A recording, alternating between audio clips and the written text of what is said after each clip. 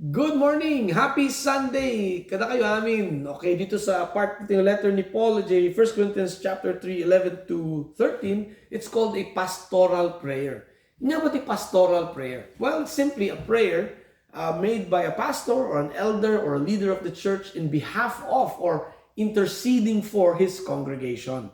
So, nga ba dito yung pastoral prayer ni Paul para kadagig Thessalonians? Dito ito pagsasalitaan tayo ng bigat. So, before we do that, pray tayo pa. Heavenly Father, we thank you for this time that we can study your word. May your word enlighten us, encourage us, and empower us to do your will. In Jesus' name we pray. Amen. Okay. So, dito ko na ni Paul in 1 Corinthians chapter 3, 11 to 13. Now, may our God and Father himself and our Lord Jesus clear the way for us to come to you.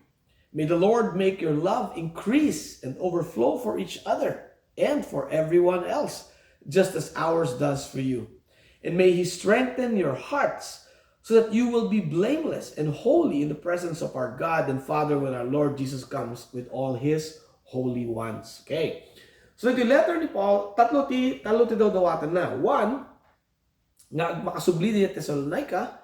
Number two, that these Thessalonians would abound or makdakil ko mati love them for one another and for those around them.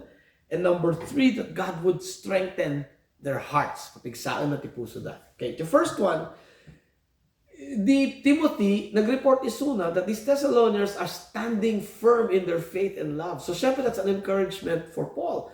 So, tiket ni Paul nga aramin na nagsubli isuna di Thessalonica, tapno ma-encourage na dagitoy taga Thessalonica. And I think it's a two-way street. Paul encouraging the Thessalonians, nung makita mo ni Paul love and their faith in action, ma-encouragement isuna. So I think that's why he wants to go to Thessalonica. Number two, that the Thessalonians would abound in love not only for one another, but for everyone else. Dito experience ko ito sarili kabiyag. It's easy to love others if they love you. For example, spouse you, no love na kayo, nalakan nga i-love your spouse you. If your children love you, it's easy to love your children. Your grandchildren especially. Okay? Or even other Christians. You know, if you're with other Christians, mariknayo ayat ti Diyos. Naglakada nga ayatan mo't. Nung ti karigatan nga ayatan, di kita tao nga halat tayo nga kayat. And lalo na kita tao hada nga ay ayatan ni Apo Diyos.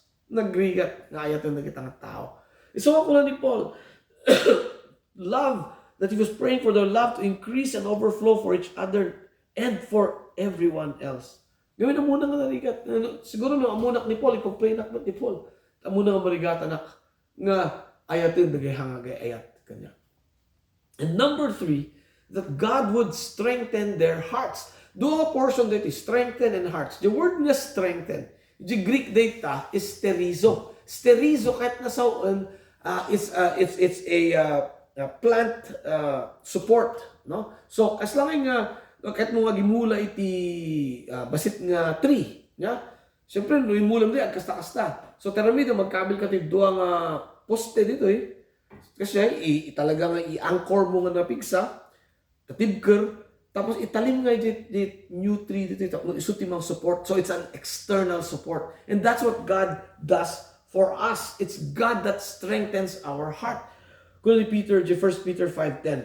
And the God of all grace, who called you to His eternal glory in Christ, after you have suffered a little while, will Himself restore you and make you strong, firm, and steadfast. Yan. He will strengthen our heart. The heart, the Greek, cardia. Is what awag tayo kadagay doktor ti puso, cardiologists. Okay, from the word cardia. In amuyo, the New Testament and Old Testament, the word cardia is used over 800 times. Ano? And amuyo nga, interestingly, of those 800 plus times kinasal the word nga cardia, it doesn't refer to your physical or literal heart.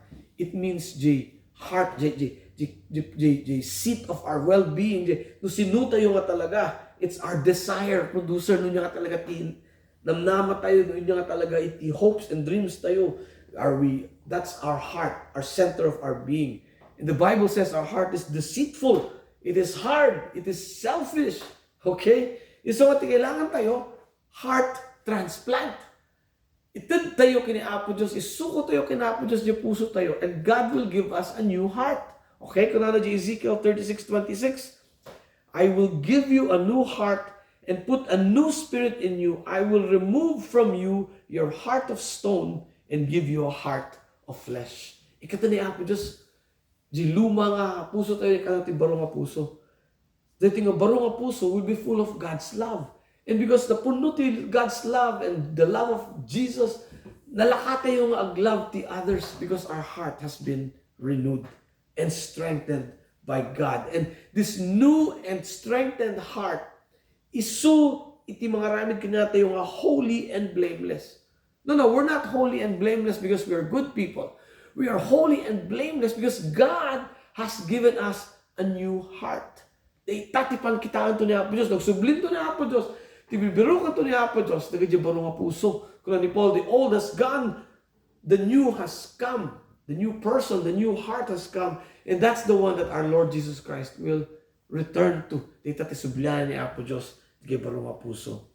Kung ni Apo Diyos, in John 14:3, and if I go to prepare a place for you, I will come back and take you to be with me, that you also may be where I am.